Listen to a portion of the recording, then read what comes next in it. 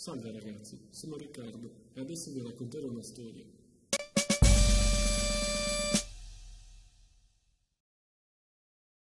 Un giorno mi iscrissi ad un corso di fotografia.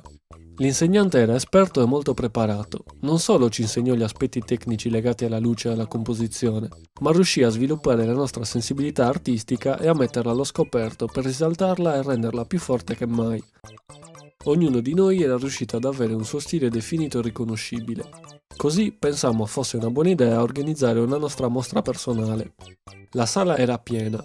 Molte persone si fermavano ad osservare le nostre foto e a commentarle, creando spunti e discussioni che perfino noi avevamo ignorato precedentemente. Gli invitati gradirono pure gli stuzzichini, preparati da me e Francesca, una mia collega con cui avevo appena iniziato ad avere una storia. Gli ospiti fecero delle offerte che a fine serata ammontarono al risultato complessivo di 75,27 euro. La sera stessa andammo tutti quanti in pizzeria a festeggiare, usando i soldi guadagnati. Passammo ore tra risate e scherzi, una bella serata in allegria. Eravamo un gruppo veramente unito e affiatato. Quanto non avrei voluto ucciderli a colpi di mazza chiodata sul cranio e stuprarli uno ad uno riempendoli del mio seme. Che carino!